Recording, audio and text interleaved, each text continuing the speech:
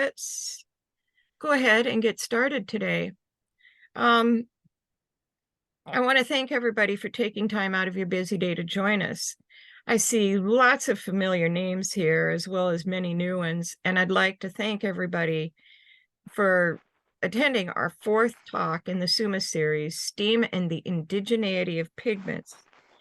This talk is by Julie Beeler, and it's titled Mycology and Color, which sounds pretty simple, but I have a hunch it's a little more complex than that. Before I start, I have a little bit of housekeeping. So if you'll all just bear with me, I'm going to let you read the two cards coming up because I don't like reading to people. So I'm the founder and director of Pigments Revealed International, and I'll put the URL for that in the chat here in a few minutes. PRI is a nonprofit global organization focused on building a global pigment community and fostering education and research related to pigments. A few months ago, PRI began a collaboration with the Reddy Institute, and I'll put that website in the chat too, which you'll learn more about in a minute. And we started this new seminar series, STEAM and the Indigeneity of Pigments, to help share knowledge about pigments across disciplines and to use pigments as a lens for introducing traditional indigenous science into mainstream education. Part of the reason we chose the word indigeneity is because pigments are indigenous to all cultures, and wherever you are on this beautiful ball, there are indigenous people. It's not just Aboriginals and Native Americans, but people who have ancestors who've lived where they now live since before dirt. Each of those cultures used pigments in a variety of ways, partly to express themselves, but also because pigments seem to be something innate to human nature. For over 500,000 years, hominids have used pigments to represent symbolic thinking, what we now call art, and for many other purposes, including medicine, skin protection. I mean, just the list goes on and on. It's unbelievable. But pigments also give us insights into our human minds, into our history, and they can help us better move into our future through integrating STEAM disciplines, traditional indigenous knowledge, and the study of pigments. We can learn how to be better humans when we can become better stewards of this earth. And we can help cultural revitalization and preservation for all the generations to come. With that, I'm going to let my colleague and partner in crime here, Dr. Raphael Moriera, tell you a little bit about the Reddy Institute and our sponsor, the Royal Chemical Society. All right. So yeah, thank you very much, Melanie. I don't want to won't share any screen here, but you can just leave in on that. That's no problem. Okay. Yeah. So yeah, thank you everyone to make the time to actually join us today. I'm Raphael. At the moment, I'm here in Germany, in Bremen. I'm currently professor at the University of Bremen, leading a group on renewable energy, sustainability, and the other curiosity stuff, especially the educational components when we discuss about STEM, that's science, technology, engineering, math, and of course, I'm also a founder and the president of Reddy Institute. That's a not-for-profit organization that we are focused on STEAM education, research to increase diversity and inclusion and provide more equitable opportunities to people, right? To future scientists. And one thing that we came across was the importance of traditional knowledge or indigenous science.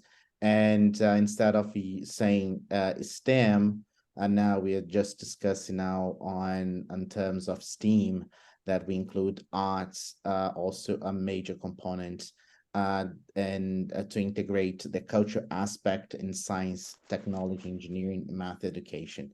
So yeah, this is a SUMA series.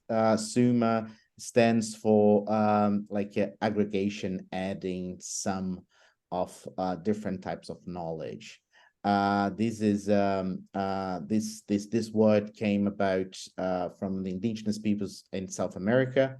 I'm originally from Brazil, and yeah, so that's very close to heart and a very nice way to celebrate their knowledge as well. And we are here, luckily, that I met Melanie, and we decided to develop the seminar series with the sponsor, the Royal Society of Chemistry, helping us out increase the diversity and inclusivity of indigenous knowledge in chemistry education. In this case, well, it also science, technology, engineering, math. And yeah, thank you very much for you all to be here. Okay, I'm going to stop screen sharing. You guys are bored with that.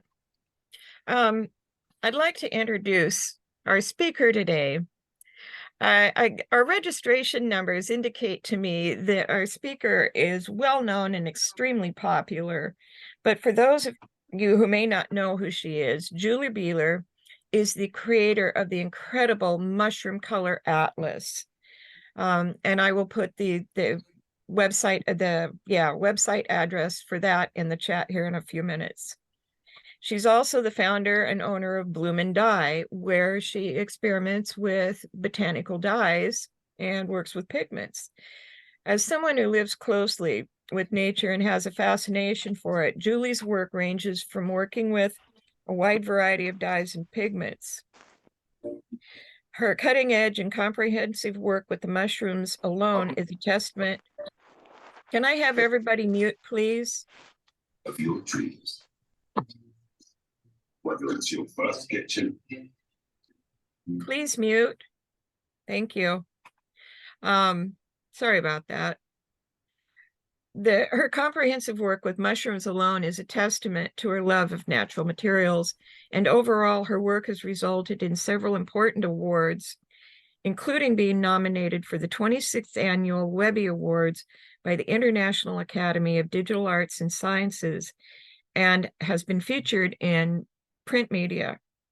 For Julie, educating others on plants, on how plants and their colors reflect the beauty of nature, it's something she is moved to share as a way to inspire care, stewardship, and impact. She offers a variety of classes, has a lengthy publication list, and her Mushroom Color Atlas is open access online. Please give Julie a warm welcome.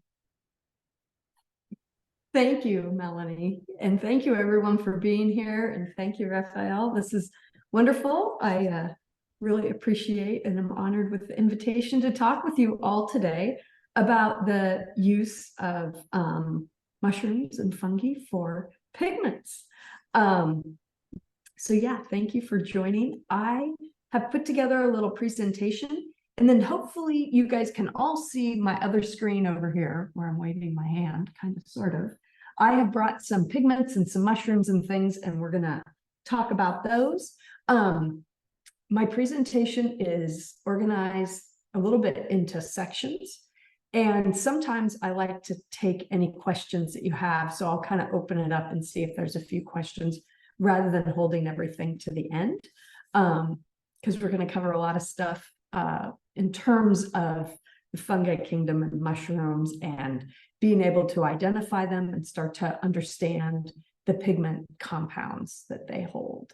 So I am going to do the ever wonderful screen share here that will hopefully work. So I'm hoping that each of you are seeing a screen with the Mushroom Color Atlas on it. I always like to start grounded in this quote by Ursula Le Guin. She talks about this idea of using the world well, and to be able to stop wasting it and our time in it, we need to relearn our being in that. And I think that couldn't be more true when we think about the fungi kingdom and the mycological world, and really orienting ourselves to that world and understanding its significance and importance. So hopefully that's something you're all thinking about. You're thinking about the soil, the fungi, the mycorrhizal relationships, and the mycelium that are there, and kind of every step we take, you know, on the earth as we move through our environments and our habitats, we're making an impact on that, and kind of thinking about what that impact is. I wanted to quickly just give a little bit of background on myself, so you understand my practice and my work and where it comes from. My mushroom dye journey began when I was a young kid, going up often on the weekends to an off-the-grid cabin in Mount St. Helens. And I've always been interested and curious about mushrooms, and throughout my whole life wanted to take the time to learn more and take mycology classes and so forth. And I had a pivot in my professional career that allowed a little bit more time. And so I joined my local mycological society, the Oregon Mycological Society, and I just started immersing myself in the fungi kingdom and bringing these specimens back, starting to understand them, examine them, draw them, take notes about them, learn identification. And while that was happening, I had also had an interest in textiles my whole life. My grandmother had a fabric and yarn shop, and so I spent lots of time there as a young kid, and you know, up through the years. And I wanted to try to start to pivot and think about the sustainability of my work, and beginning to work with all natural fibers that I could imbue with color and pattern and design. And that was happening simultaneously. And so I put into Google right after I joined the Mycological Society, do mushrooms make color? And I came across a book by a woman, Miriam Rice, who is credited with the current renaissance and the revival of working with mushrooms for color. And that brought those worlds together a decade ago, and I went down the rabbit hole. And that brings me to my former career in interactive media. I worked with museums and cultural institutions to create entertaining, engaging, and inspiring storytelling media. And it's this work with collections and archives that I was able to bring the idea of the Mushroom Color Atlas to life. So the Mushroom Color Atlas really represents my love of my former career, my lifelong interest in mushrooms and textiles, and bringing that all together. And here where I live in Trout Lake, Washington, I'm at the base of Mount Adams, and the land where I live and the place where I call home stands on the lands of the Yakima Nations, whose ancestors have resided here since time immemorial. On my property, I do have a flower farm, and I grow primarily dye flowers and plants, but I also have a love affair of flowers and do specialty cut flowers and deliver bouquets to our local community each week, April through September. And then I harvest, dry, package, and sell my natural dyes online. I use those to make color, pigments, prints, and imbue that in my own work. I also have a background in education and taught at our Pacific Northwest College of Art and our Oregon College of Art and Craft, teaching grad students who are getting a Master's of Fine Art in Craft and Design. And I've retired from teaching at the end of 2020, and now teaching workshops and things at my studio and other locations. And here's some examples of my work using dye plants that I've grown. And here is a series of works I've done with the mushrooms and the fungi that I have foraged. So that's a little bit of background about me. I love earlier in the conversation, Margot Thompson was talking about, she met my mother at an event that was based around looking at photography and understanding the fungi kingdom based on Merlin Sheldrake's book, Entangled Life. And for those of you that have not read it, I highly recommend it. Merlin is incredibly eloquent in explaining often the complex world of fungi and mushrooms and their relationships, and has a beautiful way of, this poetic way of these analogies and these metaphors that just carry you through it. But he's an incredible scientist. And one thing that has stood out to me reading this book, and is something that I just feel that whenever I talk to anyone about this, they're always kind of in awe. And he says, today, more than 90% of all plant species depend on mycorrhizal fungi. They are the rule, they are not the exception. And they're actually more important than, say, the roots, the berries, the leaves, and the flowers and the fruit.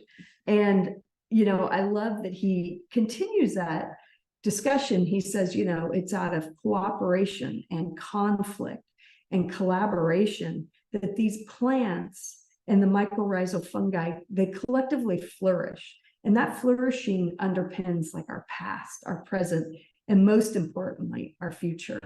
And he goes on to say, that we are unthinking without them, but seldom do we ever think about them. And the cost of our neglect has never been more apparent. And it's an attitude that we can't afford to sustain. And I just wholeheartedly believe that as we think about moving through this world, how we're interacting with it, how we're becoming better stewards of our local environments and habitats, comes down to how are we treating everything that we see above ground. The beautiful thing about mushrooms is they often will come above ground. Some mushrooms don't, as we know, truffles stay buried, but there is a whole world at work underneath us that underpins all of this together. There is a long history of using fungi for pigments.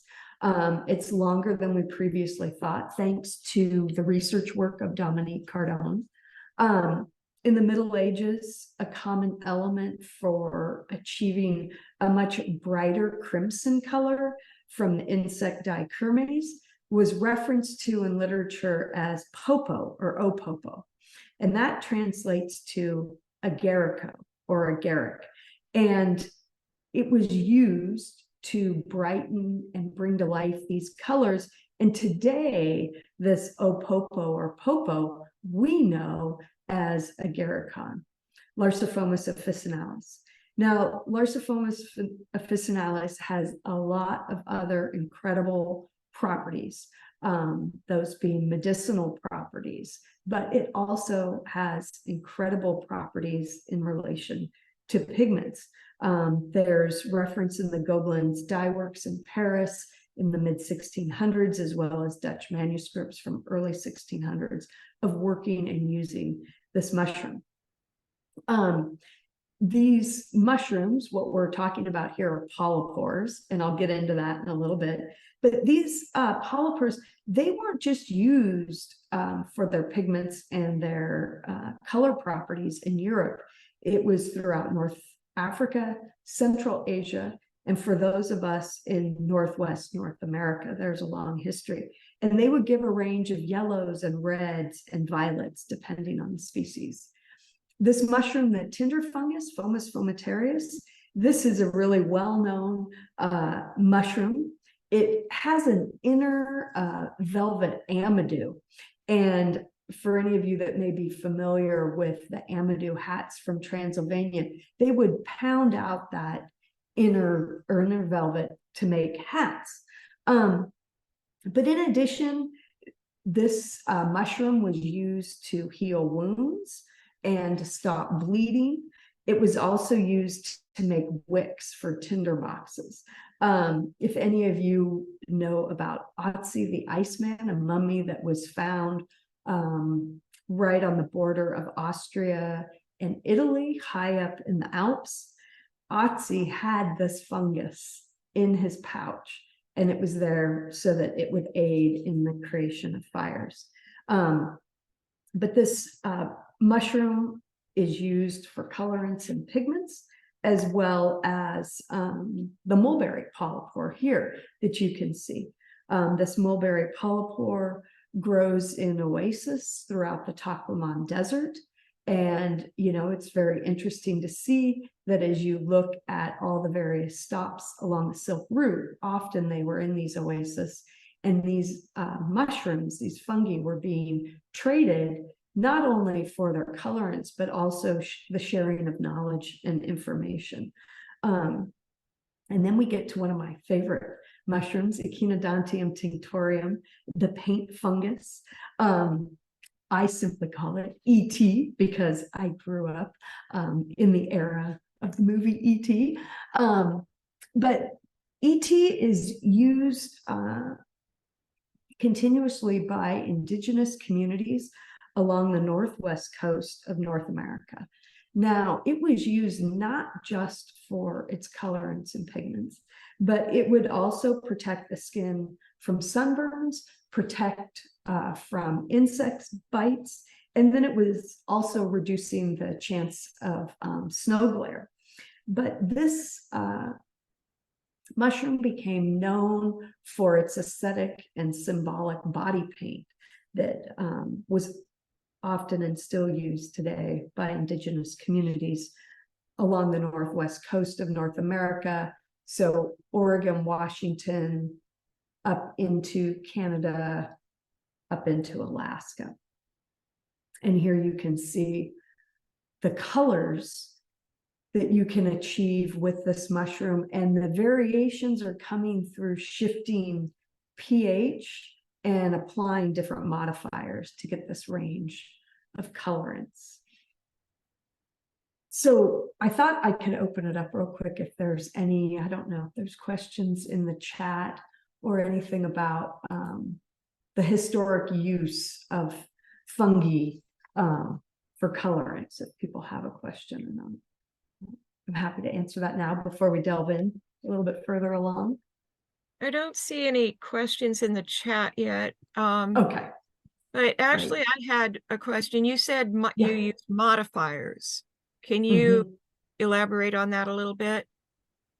Yeah, so for the pigments, it can be a shifting of the pH or an addition of a different type of modification that in essence can shift the pH. So whether using an acid like citric acid or a base alkali like soda ash, even looking at iron acetate or copper acetate, those will impact and shift the pigments and the colors. So. Thank you. We do have a question here. Kathy Reagan is asking, is there any research into what the pigment molecules do for the fungi? Yes. So the fungi kingdom is very young. It was not separated off from the botanical kingdom until 1969. And there's more and more and more research being done into everything related to fungi constantly. And it's kind of like the minute we think we know something, the minute there's new research that says, oh, wait, we need to think about that differently. But the current thinking, which could change at any time, is that these colorants are secondary metabolites that arrive in these mushrooms. And it's unclear why that is. Is it such that it's an attractant for insects or flies or things to come and be attracted to these mushrooms to then spread the spores? No one's really sure. And I think as we can get more people engaged in the scientific community, the mycologists, the chemists, and really start to better understand the purpose and reason of these secondary metabolites, it's going to be really interesting to learn. But that's the current understanding and knowledge of why these mushrooms have these pigment compounds in them. Okay. We've got a couple of other questions here. Are similar fungi found in different continents? E.g., would you find these species in Europe or in North America only? Yeah, so fungi are growing all over the world. And historically, we've thought, oh, there's this fungi, let's say Cortinarius semisanguineus, and it is over in Europe and it's in Scandinavia. And wow, it's also here in the Pacific Northwest. And for a long time, we thought that those were the exact same mushroom.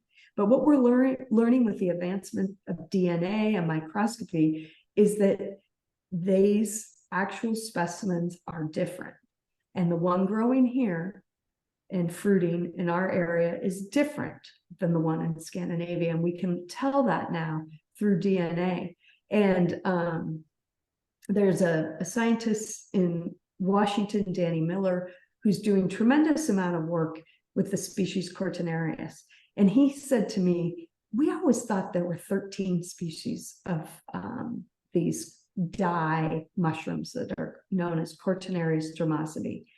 But in DNA work, just over the past year, has shown that there are 43 different species. We don't even know what those species are. They don't even have a name.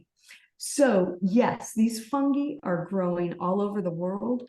They could be the same, they could be similar, or they could be completely different, but they can be found in all areas. And so we're just constantly learning. I want to say, and I probably am going to get this quote wrong, but that there's 3 million fungi out there. And I think that breaks down to a lot less when we think about specifically mushrooms and not molds and yeast, but only 100,000 of them have been identified and named. So we have a long way to go. There's one more question here real quick. And oh, actually there are two. Do you handle poisonous fungi differently, or are they only dangerous if you ingest them? Yes, that's a great question, and I was going to get to that, but it's very good to ask that early on.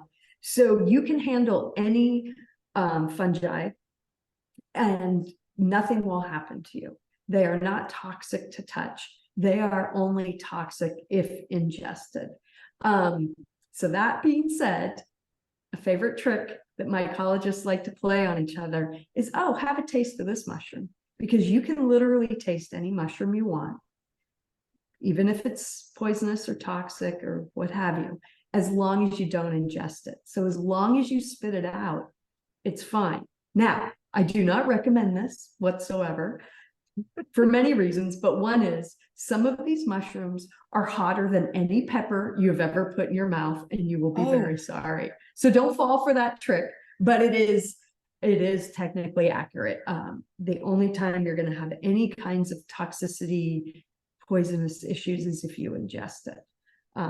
But as we work with mushrooms for pigments, we want to be conscientious of that. We want to work in equipment that is dedicated to this. So obviously not something I'm going to go cook my soup in, because if for some reason I didn't do a good job washing everything out and I get my soup contaminated, or a dehydrator where I go and I dehydrate my mushrooms that have pigments and colorants, and then I put some apples in there and all of a sudden pieces of those mushrooms appear, what have you. So you do want to practice some best practices around working with them. Okay, that's really good advice. Yes. Do you find the fungi colors less fugitive than botanical colors?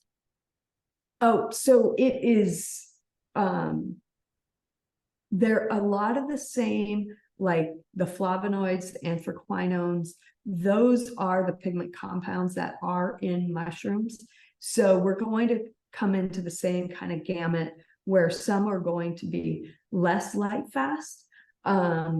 But it also has to do, you can improve the light fastness of a lot of these colors with proper use of mordants, as well as, different types of binders that might provide UV protection. There's a whole variety of ways that you can go about this, and also just the proper finishing of things. So, and then I'm going to talk about a pigment compound here in a few minutes that's found nowhere else in nature except in mushrooms, which is really exciting.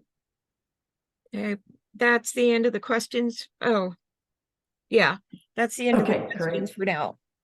I am going to just share the mushroom color atlas real quick here for those of you that haven't experienced it.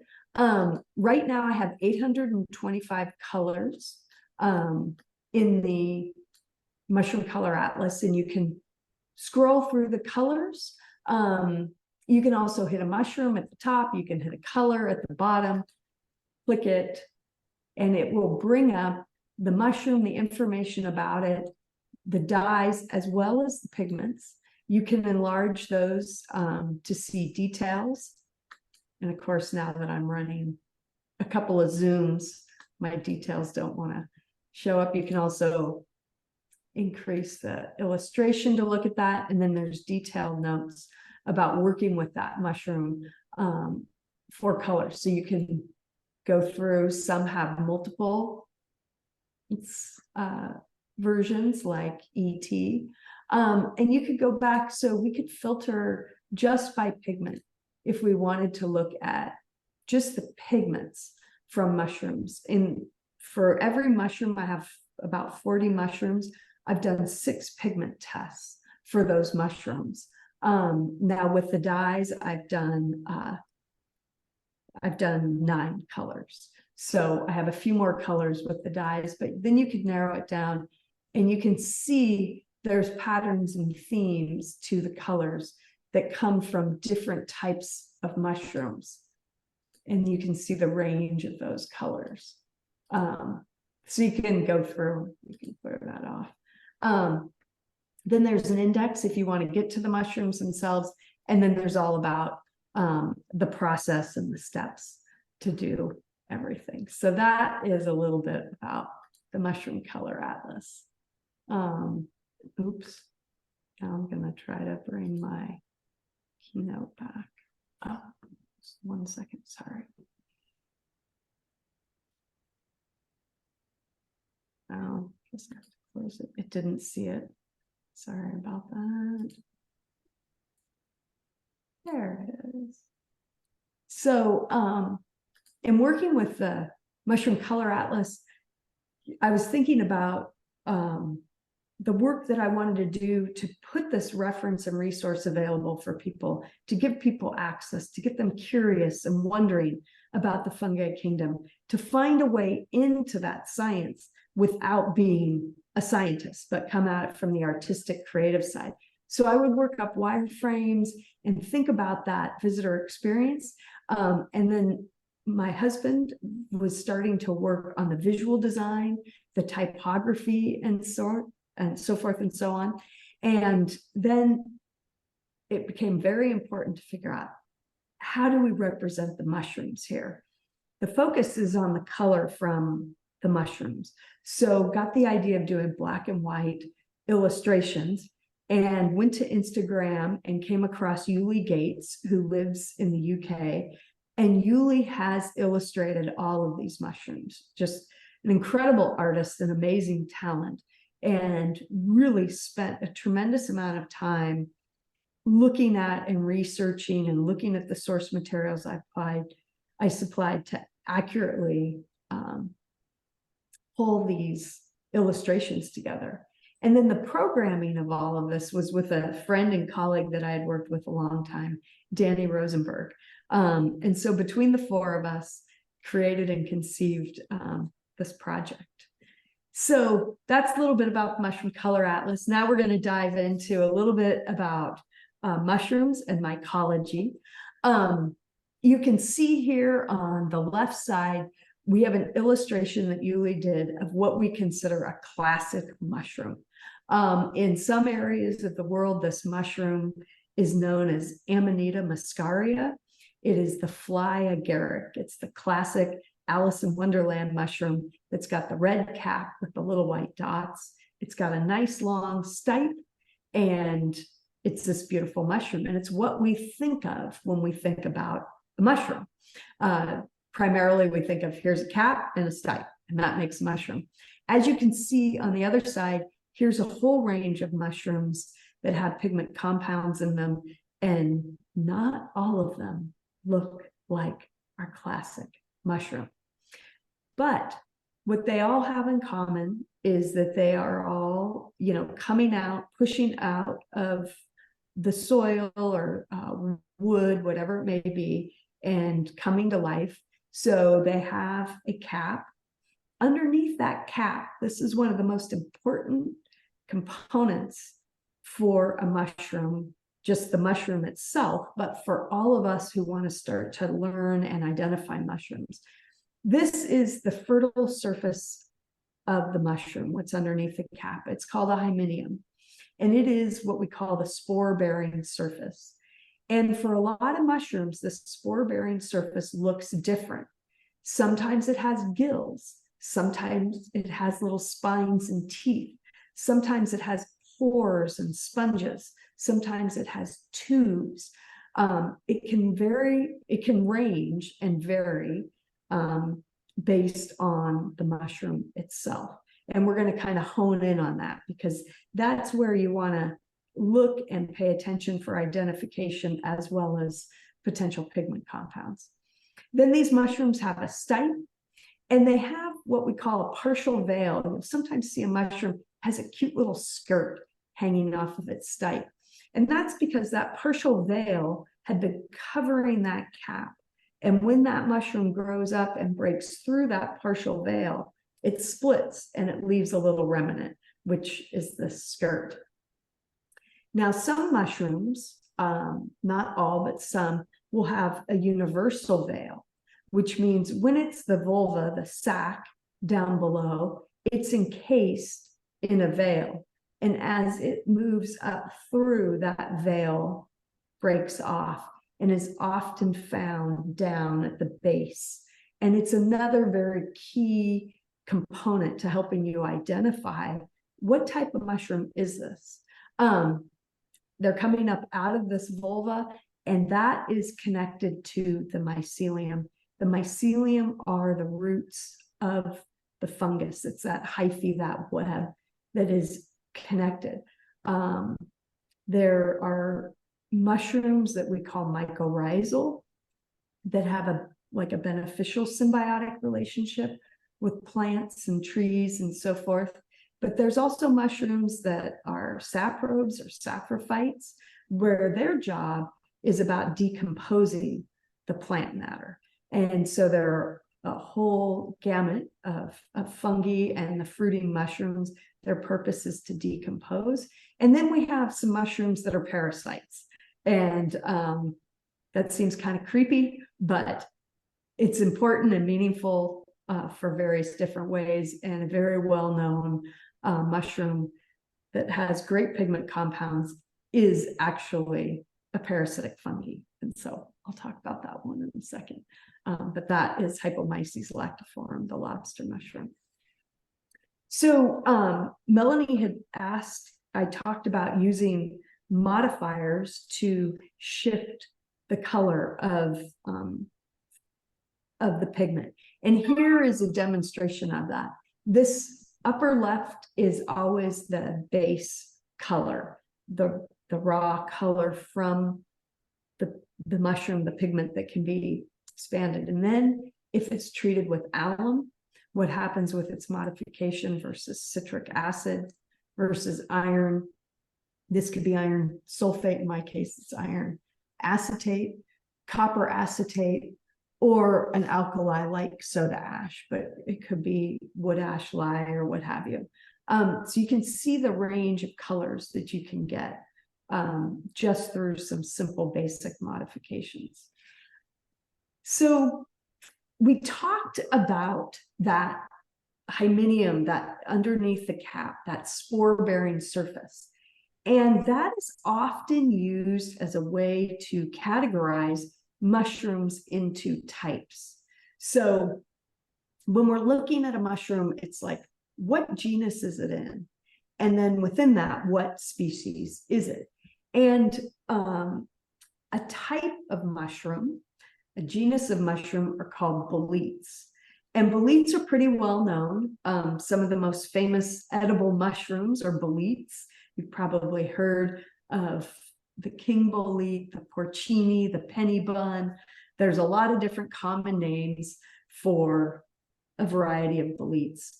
Often we like to work with Latin names. That helps us understand what mushroom we're specifically talking about, because common names are kind of colloquial to the area. So like in the UK, Boletus edulis is often referred to as a penny bun. In Italy, it's referred to as a porcini. Where I live, it's referred to as a king. So if we know we're talking about Boletus edulis, then that helps us all gather around the same mushroom. And boletes have underneath its cap this amazing tube pore surface. And here's the detail of that. And so these are these tubes and pores. They're kind of squishy. And one thing to know about the boletes is that often the majority of the pigment compound is held within that material. You can see here all the yellowy, orangey green. That is where the pigment is in this Boletus rex verus. And most of the mushroom, when you cut it open, will be white on the inside. So the main fleshy stipe, the cap, it's white. But that spore-bearing surface, that hymenium, all these pores and tubes are filled with colorants. Another type of mushroom that we think about are coral fungi. So there's a whole, genuses of coral fungi. These literally look like coral that you'd see in the bottom of the ocean.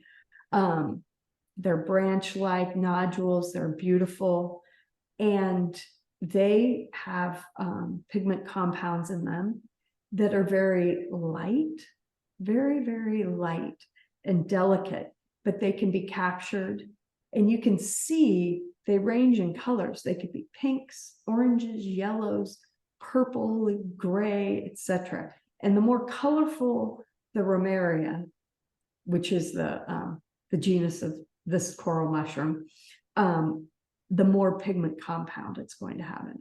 If you find one that's very, very white, the chance of it having a large percentage of pigment in it is slim. Another type of mushroom that we think about are false gill mushrooms. So that classic mushroom has all those beautiful gills under the cap. These are false gilled, and there's a really, really well-known edible that is a false gilled mushroom that you probably are all familiar with. It's the chanterelle, the Cantarellus genus.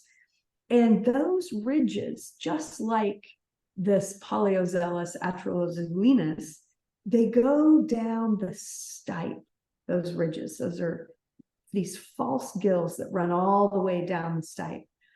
This mushroom is one of my favorite. It happens to have a very strange common name. It's called a blue chanterelle because it looks, with those ridges going down the side, like a chanterelle, but instead of being yellow and light, it's blue. Well, that's a really messed up common name, because this is not a chanterelle at all. It's not in the Cantarellus genus. It's in the Polyozelus. And this is an example of a mushroom where we have 3 different species in the Pacific Northwest. This mushroom also grows on the east coast of North America, but it's a completely different species. But all 4 of them have incredible pigment compounds in them that I'll reveal in a few minutes. But this is one of my absolute favorites, making these dark blue greens. And there it is, zoomed in. Now we get to our classic gilled mushroom, right? Everyone's, I'm sure, seen one of these at some point in time. But those little gills, they come under the cap and they stop. They don't go down the stipe like a false gilled mushroom. And you can see here in this picture, I have highly coveted Cortinarius neosanguineus. This mushroom makes red, and red is a color that a lot of us pigment people love. You know, we love all colors, but reds and blues, some of these are really, purples are really unique and rare and harder to come by. And this is my hand with a handful of them that I found, whatever, 6 or 7, all growing in one little area. Now, you can see the size of them. I've got a couple of what I consider big whoppers, and I've got a couple of tiny babies. So you can imagine that unless it's a great fruiting year for these Cortinarius dermosities, specifically the neosanguineous, it could take me multiple seasons to find enough of these to get some coloring. Here they are. I should have put my thumb in there for context, but these are maybe a little bit bigger than my thumb. So often you're wanting to find mushrooms for color in a more mature state. You want them to be a little bit older. The pigment compound is more developed within them, so they have more, and they're larger, so they're going to have more in them, rather than taking them when they're young. Another type of mushroom that's out there are what we call polypores. And I used some polypores as an example, the historical significance of working with mushrooms for color. This is a really well-known polypore for pigment called Phala schwetzenitzii. It's in our area, we call it the Dyer's polypore. Over in the UK, they call it mazegill or Dyer's mazegill. So it really just depends. And you can see the colorant in this mushroom. You want to harvest it at this more mature stage where it's got that kind of whitish, yellowish rim around it. There's a detail of it. You can start to see that sponge-like surface underneath if you look really closely. And that's that polypore sponge. And here it is. This is nice, well-developed mushroom with lots of pigment for color. And here it is, teeny tiny. I call these like little bread loaves. They're squishy, they're super bright, they're brilliant, they're full of color, but they're really young. And if I could mark this spot and come back maybe 2 to 4 weeks later, I'll be, greeted with a mushroom that's anywhere from 3, 4, 6 times the size, because this is a fast growing mushroom. And then I don't know how many of you have encountered puffballs in your life. Those puffballs, it's like an oat gall. You squish it and out puffs all this, dust. In this case, with the puffball, it's the spores are coming out. There are puffballs that are edible. Puffballs that, if you cut open, are white on the inside. Those are edible. But this is Hysolithus arizus. And this is the Dyer's puffball. You can see when you cut it open, it's full of colors. You can see the oranges and the yellows and the greens and the browns. This is not a puffball that you want to eat at all. And this has some other funny common names like dog turd or dead man's foot, because that's kind of what it looks like when you stumble upon it. They're very strange puffballs, but the pigments are just spectacular in this.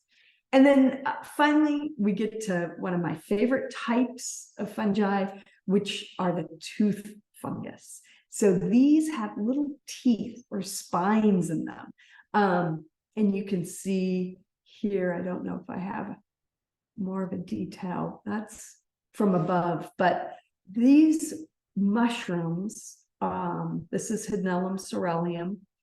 These create blues and greens and purples, and they have a pigment compound in them called a terphenolquinone. And that terphenolquinone does not exist anywhere else in the natural world except in mushrooms. And that makes this pretty spectacular and lovely. Okay, so mushrooms, pigments. So here are some examples of pigments from mushrooms. On the right, we've got pigments from the guild family of Cortinarius. On the left, we've got them from the boletes. So Aurora boletus mirabilis, boletus edulis, a whole variety of them. And then in the center, this is from some polypores and things, these greens and browns. So the mushroom, it's got to have pigment in it. It's got to be, that pigment's got to be stable against sunlight. And in the case of working with pigments with mushrooms, they have to be water soluble, because we take these mushrooms through what we call the lake process in order to, because these are organic materials, we can coax the color out through water, and then we can take it through a chemical process that can then take that soluble dye and make an insoluble pigment. And then you're left with a pigment compound that you can transform into any type of paint or in any type of material you want by working with that pigment, applying binders and so forth and so on. So before I walk through the different pigment compounds and so forth, are there questions that anyone has? We covered a lot. We looked at all the different types of mushrooms that are out there. Understanding those basic types, those kinds of buckets that the mushrooms fall into, that really helps you when you look at an identification, like field guide or a reference online, as a starting point to head you off into the right direction. Traditionally, we used what we call mycologist keys, that were basically, we'd evaluate something and it's like, does it have gills? Yes or no? If yes, go here. If no, go here. And we deduce down through that. But more contemporary field guides and mycology identifications starts with these different types, and then you can immediately hone in. So so we covered a lot about that, but I'm happy to answer any questions that may have come up. Yeah, there are several here. Okay. Andrea is asking, how do you extract the color through water? Do you soak or cook? You can do both. So you can soak the mushrooms, and you can soak them. Oftentimes the mushrooms are going to like a modification to their pH. They're going to like an acidic environment or an alkaline environment. Heating will help coax that color out, but you do have to be very careful about heat with mushrooms. We know that the terpenoquinone pigment compound, thanks to some Danish mycologist chemists, we know that compound will deteriorate above 170 degrees, which I'm sorry, I don't know the Celsius conversion. So you want to control your heat and temperature. So you can do this with solar, rather than a heating element, but you need to be very, very careful, because I think what a lot of people don't recognize is how hot something can get solar. Now these, the anthraquinones, like the dermosabin and the demerubin, those are similar. I mean, they're not literally the same pigment compound because they're different, but it's what is found in cochineal and madder. And we all know in working with those pigments, there's a sensitivity to heat, at least extended amount of heat. So you kind of want to be careful how you're working with them. And at the Mushroom Color Atlas, I have all this information for the specific mushrooms, so you can learn from that. Okay. Zoe is asking, which are the most common or first to mind mushrooms that you would use the cap only? Is it specific to polypores or gill-based, for example? So the cap, primarily, when we think about it, that's related to boletes. There are some boletes that have color throughout their stipe and through their flesh, but most boletes or pseuilus, the primary amount of pigment is in that spore-bearing surface, in those pores and tubes. Okay. And Carla asks, What characterizes pigments obtained from fungi with respect to pigments of mineral or botanical origin? So the pigments from fungi, they share similar pigment compounds as those with botanicals, like flavonoids. So what we do know is that a lot of the mushrooms, they have more going on in them. They're more complex in their chemical makeup and so forth than, say, just a cosmos flower or something like that. So they may have multiple pigment compounds within them. They could also contain different types of tannins. So when I look here in a minute at our mushrooms, you're going to see some of them are much bigger, woodier, and denser. And there's a lot more going on than, say, the thin little capped mushroom.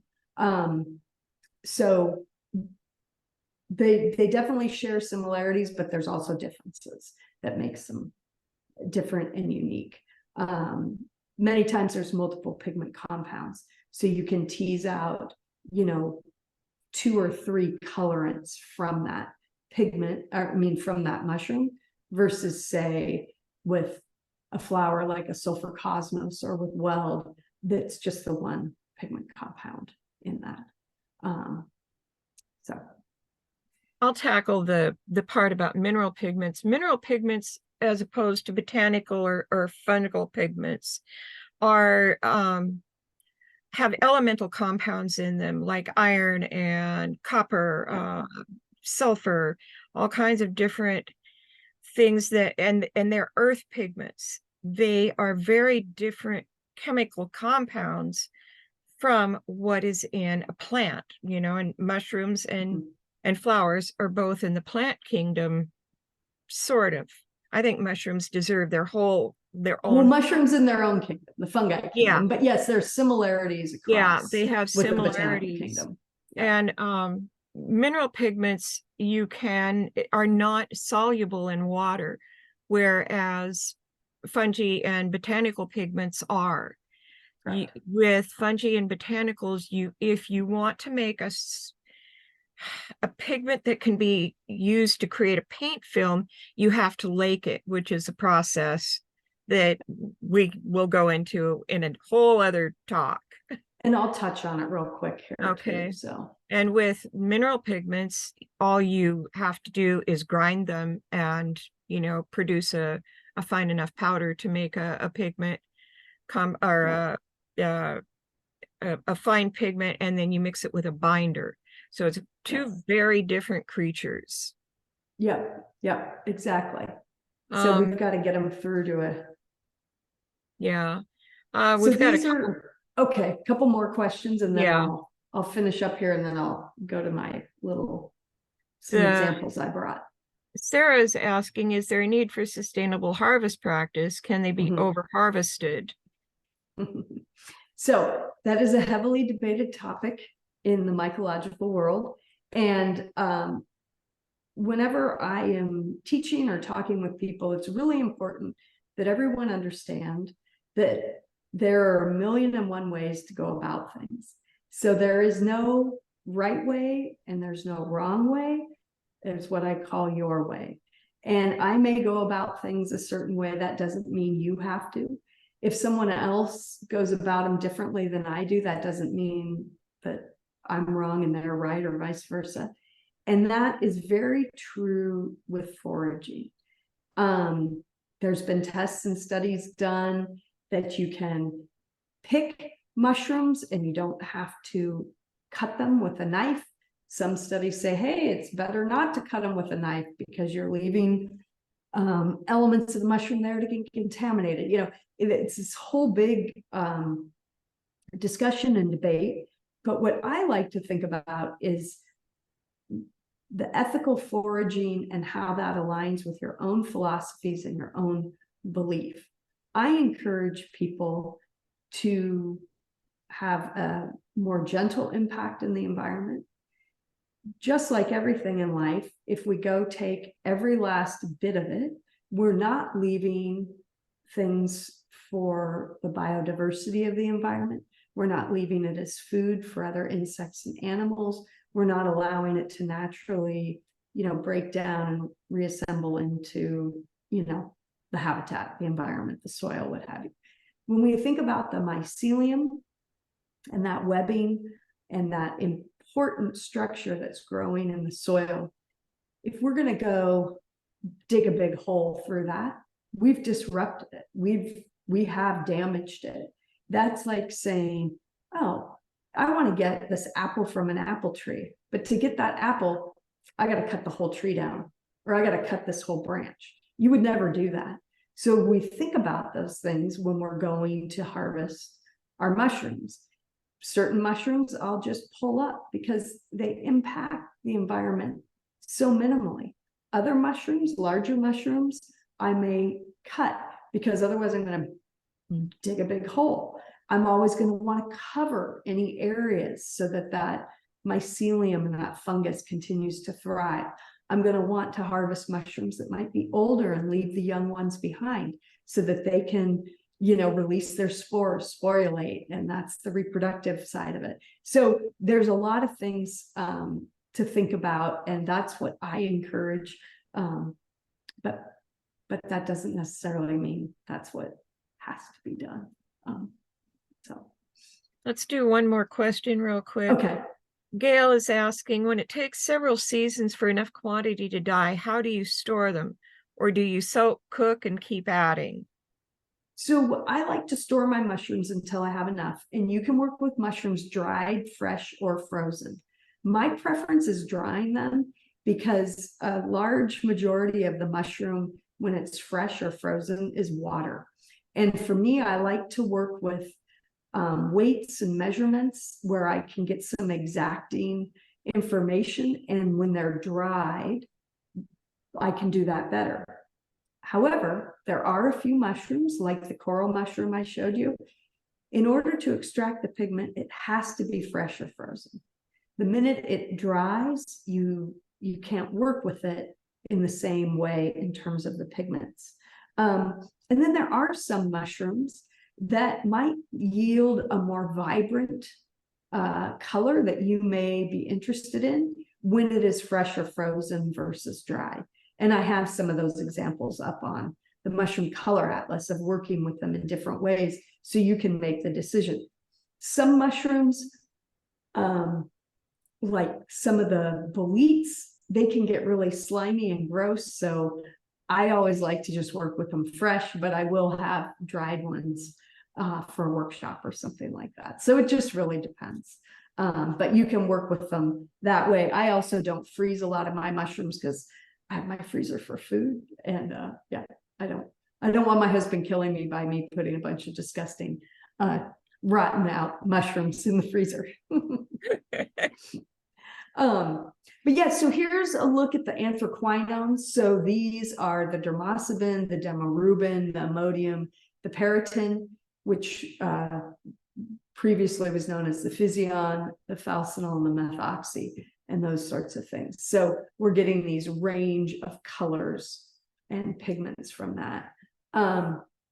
Flavonoids, so a lot of the mushrooms that are decomposers, that are what we call white rot mushrooms, like these Hyphaloma fasculata, the sulfur tufts, as well as some gymnopolis and so forth. They are going to tend to produce more yellows and golden colors. And then we've got our terpenoquinones, and those are the prize gem of the fungi kingdom, getting the blues and the purples and the greens, the polyporic acid, the atromentin, and the leucomelin. And then we've got some very miscellaneous pigments and things that are in here, the melanin, how to work with and capture that. It doesn't like any heat. So working with it differently, haven't figured out how to make a lake with that pigment yet, but definitely figured out how to do some dyes and so forth. So It's a whole range of pigments, and this is just a sample of what's known. I wish in my former life I was a chemist.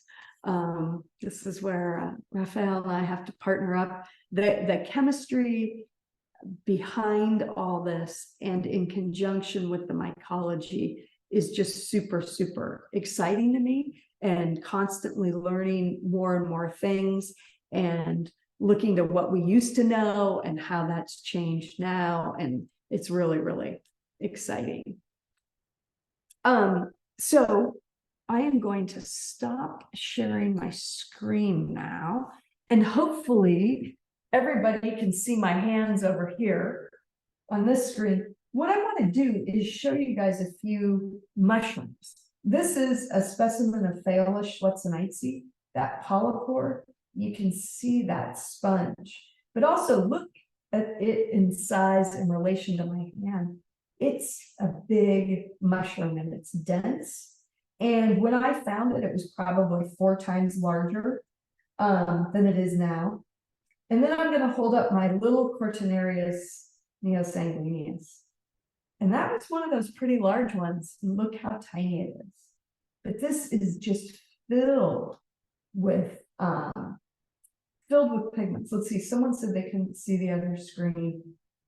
I'm just as a participant, so maybe scroll through your Zoom interface with all the screens of everybody. You should find me. I can see it. Melanie, can you see it? It's very small and I'm trying to figure out how to enlarge it. If you pin my it, phone is the camera. if you pin it, you see it as a big one. How do you pin it? You Ooh. have 3 dots on the on top right Okay. side of your. Okay. There we go. All right. I can see Okay. it well now. Can everybody else? Hopefully you find it in your little Zoom.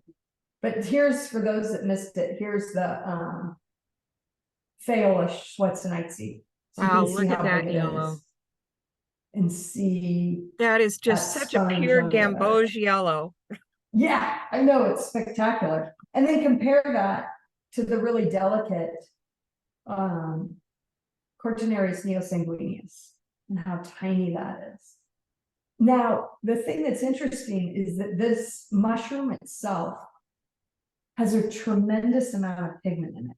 When you're working with this mushroom, you need half as many mushrooms to your weight of goods. And that's the same for a big, huge whopper like this one. Now, when we look at some other mushrooms, this is that Hypnellum cerulleum I showed you on the screen. And you can see that blue colorant. It's primarily here in the base. It will be some in the center. I would use the whole mushroom. But what we've learned is that these terpenoquinones, sometimes with certain mushrooms like Hypnellum suaveolens, that may only make up like 10% of the pigment. So you have to collect, maybe 4 times as many, versus this Hypnellum cerulleum has a lot more pigment in it. So they're more chalked with it. And then we get into one of my favorites. This is a whopper. This is Hypnellum regium. This is a huge, huge, huge specimen. I don't know if any of you can see the teeth, the little spines down in there. And it is solid. When you cut this open, it's just solid pigment and color. And it is just, again, you don't only need like half the amount. You can see it. Look at the blues and the blacks and that. Here is a cross section of that puffball I showed. This is just a piece. These puffballs are usually 3 or 4 times the size of my hand. They're huge, but these have those spores, and you can see all the pigment contained right within it. So this is just one little piece, and look at, there's the spores in my hands there falling off. And then here is a bolete mushroom. This is Aurora boletus mirabilis. It's a beautiful bolete. This one actually happens to have color throughout it. You can see the color in the stipe and in the cap. So unlike Boletus edulis, I would use the whole mushroom. However, when I cut this open, I know that there's very little, there is color in the cap and in the stipe, but it's a small amount compared to the concentration that is there under the cap. So it's visually, you can see it. And then this is a hunk of Echinodontium tinctorium. And hopefully you all know what this white webbing material is. This is the mycelium. This was actually growing up through this mushroom. This mushroom attaches to the trunk of a tree like a shelf mushroom. But this mushroom is not a shelf mushroom or a conch. It's actually a tooth. You can see those spines in there. And you can see the coloring. This has even got moss, and the coloring is all the way through. So this is the top of the mushroom here. Would be on the tree. This is the underneath. So all the spores come down through those teeth and release. And if you could all feel this, it's a hunk of wood. Anytime anyone holds this, they can't even believe it's a mushroom because it feels like a piece of wood. The other thing that the fungi kingdom has to offer us is natural binders. So for all of these pigments, we are working with binders. Just as Melanie said, you're going to, no matter if it's an organic material like a mushroom or a plant or a flower, you're going to need a binder the same way as if you were working with an inorganic material, like a mineral, a rock, or a soil. This little slimy, goopy thing that I pulled out of my freezer is a tremella. It is a jelly fungus, and this is Ascomycotes fungus, and it can be used to make a binder. These mushrooms in the jelly family that are used to make binders do need to be fresh or frozen. And here, for those of you that are familiar with like gum arabic and so forth, you can see that that mushroom binder is very similar to a gum. So those, I think, are lots of things that the fungi kingdom has to offer. These are all the different pigments. You can get every color under the rainbow, which you guys have seen. So, oh, and then last but not least, I meant to show this earlier, sorry. This is the Hypomyces lactiforum. This is a lobster mushroom. And this is a very unique mushroom. Not only is it a desirable edible for some people, but it's got incredible pigment. But it starts its life as one mushroom. In my area, it starts as a Russula brevips. And then the parasitic fungi, the Hypomyces, attacks it and turns it orange and makes this these kind of gills that were there, those ridges, those false gills. And that's what transforms it. So it's this parasite that transforms it into an edible and also transforms it into have pigments. And you can see there that little white material are the spores of this mushroom. It's a white spore mushroom. Okay, I think that's it. So I'm happy to take any questions, and thank you all for being here. It's been a lot of fun to spend the last hour or so talking about using mushrooms for pigments. Wow, this is amazing. I have to go like this because I can't take on a new thing. I know. Like, I got to focus on what I'm already working on. I know. I have the same feeling because I really want to work with, inorganic pigments and minerals. And I'm like, okay, that's waiting for me at some point. But right now, the next I gotta stay lifetime. focused. Yeah. We have quite a few questions here. Thank you so great. much, Julie. This has been absolutely amazing. Oh, you're welcome. Thank you. Carla says her research is about color mycom composites. Yep. There's probably a better way to say that. which is the best species to produce colorful mycelium mycomposites. I use sugarcane as nutrient. Yeah, that's great. That makes a lot of sense. I know a lot of people are working with the fungi and the mycelium, and they're growing it in labs under conditions to grow these colors and these materials. Mycoworks down in Emeryville, California, has a whole line of like mycelium leather that they developed. There's a group in Finland out of the university there, Aalto, and they are working with that Cortinarius mushroom I showed you to actually grow it in a lab setting so that you can produce that red at scale. Did you So, say yeah, leather? that's fantastic. Did you Yes, say mycelium leather. Yeah, they're So using is this that. like Yeah, exactly. That's one of our research. We do that as well. We produce That's lead great. out of mycelium and produce these mycocomposites. Yep. huh? Yeah, it's fantastic. And it's interesting to see how the mushroom pigments respond and react to it. I've had the opportunity to work with the Mycoworks materials, and it's really interesting, and it's going to be pretty powerful to start to bring the colorant and the together. So Yeah. Okay. Jen is asking, you mentioned tannins. Are there any mushrooms that lend themselves to be mordants or modifiers instead of the dye material? yeah, so like Agaricon, Larsifomus officinalis, definitely has those mordanting properties that are a brightener. Personally, I don't know what those are, like in terms of their chemical compounds and so forth. I also know that Phalus schwetzenites that I showed you, you don't need a mordant to work with that. It is got its own properties, but again, I don't know the chemistry behind what those are. Okay. Lenka asked if you could please write the names of shown mushrooms into the chat. She's not a native English speaker, and it's hard to catch the names.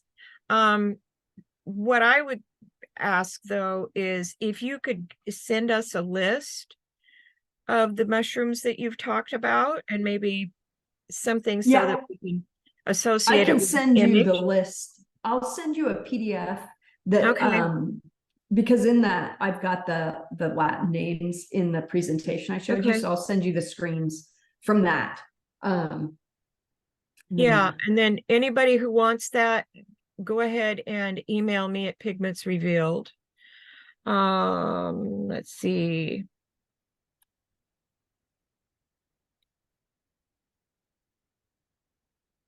With Zoe's asking too, with the binders, do you need to apply heat to them or just let them sit in water to become a sufficient binder? So what we have to do is we've got to cook that mushroom down, that gelatinous mushroom, in that case, the tremella, the witch's butter.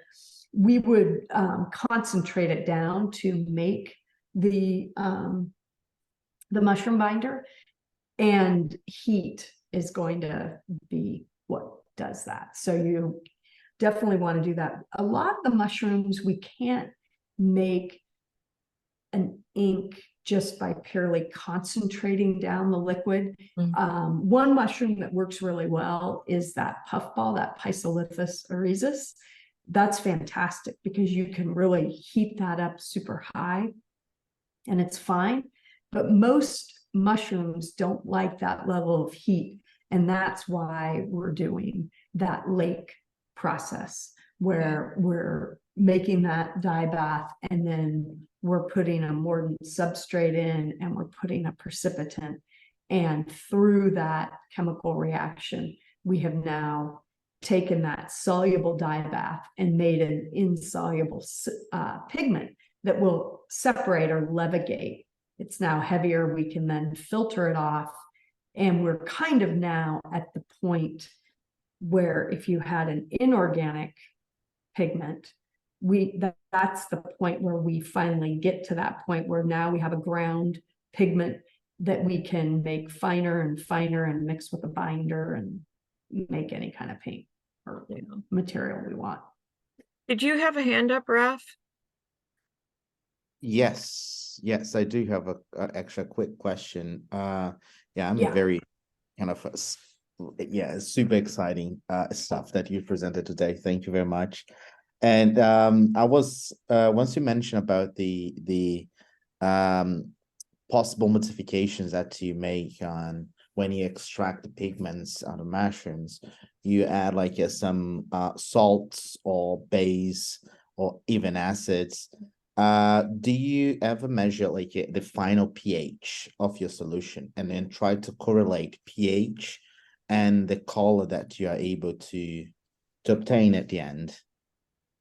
Yeah, so that is something that I want to work on this year. I have a pH meter. I don't have anything else that can measure it, but I do want to start to track that because I think that's going to illuminate and reveal maybe some different ways to work with it if I can figure out what that pH is as we move forward. Because with the terphenylquinones, I've never been able to get a blue pigment.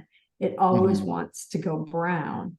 And so I thought, well, if I can start measuring that pH and understanding what's happening, it might shed some light to figure it out. So yeah, because so if you look at like the colors and all the patterns that you are like showed, you go to like to the pH scale, it is similar to that, right? So of course is it reverse, but still like the color like really red goes like very acidic, and the opposite will go like a very basic. And and to get most of the reds, we're going basic. It's alkaline to get those reds. Is what we've got to go to. But whether we go through that process and then it like neutralizes out or becomes acidic, I don't know. I do know that a lot of times if I let the dye baths sit over time, they will neutralize, and if anything, the mushrooms can tend to be a little more on the acidic side. But yeah, it'll be a good experiment. I might send you some emails and get some tips and tricks. That's awesome. Yeah, happy to help. I loan him out. Awesome. Let's see, write the names down. Let's see. Margot is asking if you could tell us about your classes and how we can hear about them. And thanks for all your work, inspiring. Oh, thank you. Yeah, so I have a newsletter that you can sign up for at bloomanddye.com, and I send a newsletter out with information just a few times a year when kind of my calendar and schedule is being released. And then I put things up on Instagram. So classes I put up, if they're mushroom related, or mushroom color atlas, and if they're botanical and plant-based and other things, then they're at Bloom and Dye. Well, and this year PRI is going to be not advertising, but listing classes, different types of classes on our website. And we will include Julie's in that. So you could always go to fantastic. Yeah, we're going to do a bunch of cross media or cross publicizing things. Oh, fantastic. Yeah, Steph Phillips. So someone asked if I ever mix layer mushroom and plant dyes, and I do. I'm wearing one that I've mixed. Let's go back. So I like doing that. I think Jen Dennis said, you ever mix layer mushroom and plant dyes? So I do like to do that and overlay and, getting different shades of things. I haven't put any of that up on the mushroom color atlas though. Those are just straight working with the mushrooms. And then let's see, I think someone asked, my experience is that alkaline dyes need less mordants. That very well could be true, but I haven't come across that same experience with mushrooms. So I don't know about that. that could be a good thing to test out and experiment with. Yeah. It's always fun to have questions that lead us down a new path. Yeah, that's my question. I don't know if it's just because if you work with alum as a mordant, it's sour, it's acid in the and with those that works without, Yeah. then I think I use less mordants with them, and I think it works better. But Yeah. it's just my experience, so I wonder if anyone else has the same. Yeah, well, it'd that's be good to interesting. know. It'd be interesting to know if there is a difference between needing less with mushrooms, if that correlates to needing less with other plants, with, flower dyes, botanical dyes. Yeah. Huh. That would be good to study. Yeah. Again, no, Steph Phillips wants to know if you're going to be visiting the UK to host a course. Oh, I don't have any plans, but that sure would be fun. I would enjoy that. The lake pigments, yes, I use alum and soda ash when I make my lake pigments. And that, I think it's great. Melanie said have a whole talk about it because you can really get deep into that and very detail oriented, especially like if we get back to Raphael was talking about what pH are we starting with, and from that, how are we working with our lake? I'll do different kind of approaches with my ratios based on that. And it's the same when I'm actually making paint and so forth. I know the rule is kind of a general starting point is 1:1. So if you have a half a teaspoon of pigment, you'd use a half a teaspoon of binder. I've found with the mushroom pigments, I like to do a little more nuanced, where I add a little alcohol in the beginning to hydrate them.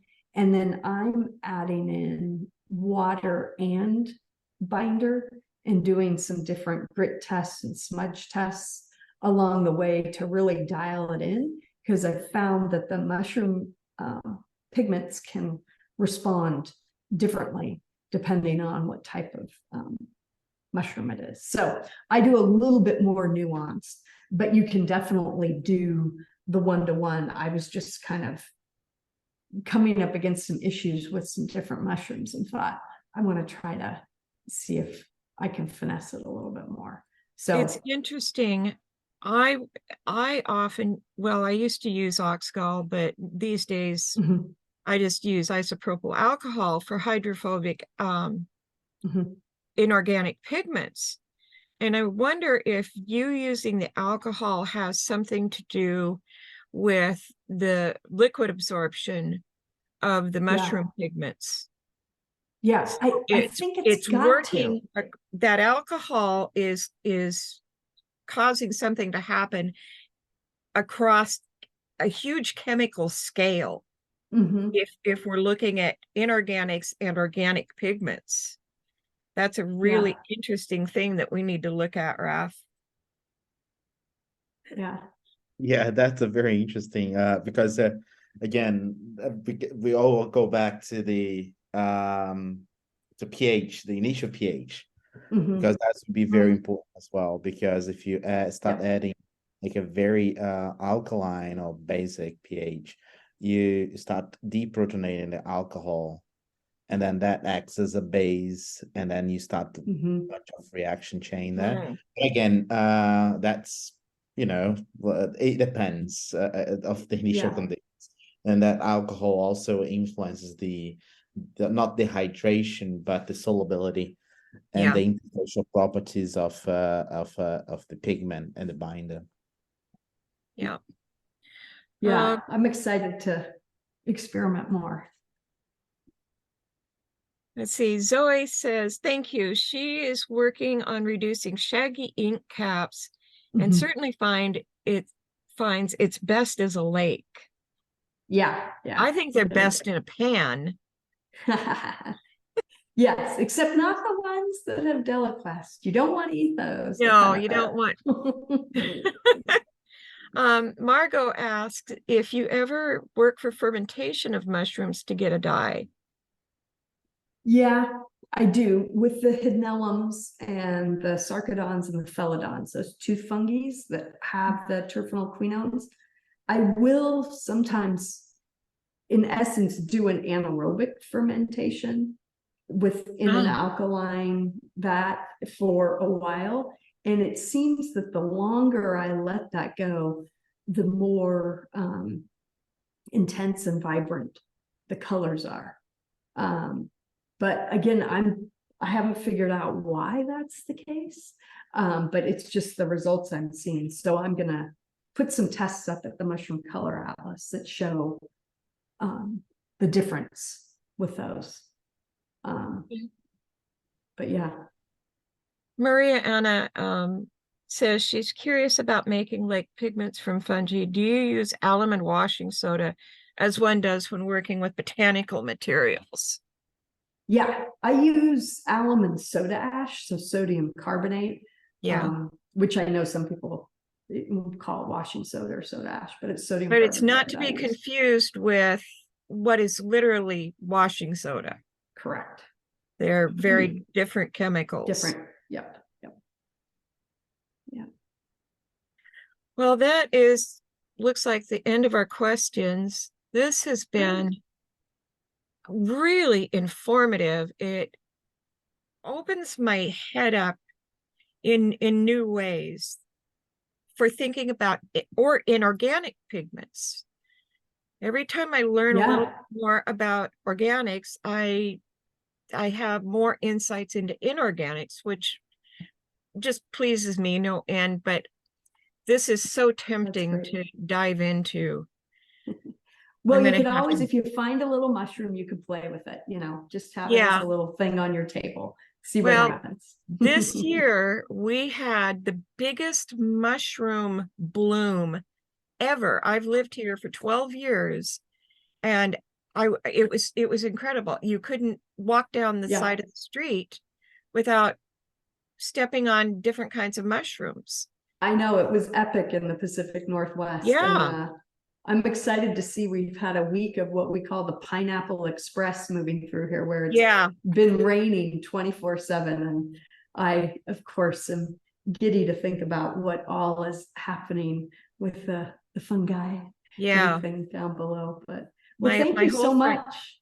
My whole front yard was solid boletes this year. Oh, good. That's great. Well, thanks everyone, and I appreciate you joining. And reach out if you have questions, and I'll send you that PDF a little bit. It's probably going to be later tonight because I have to run to a couple of meetings, but I'll send that off to you, Melanie. Okay, thank you. Right. Just thank you so much for doing this. This has just been... Thanks for the invitation. It was a lot of fun. It's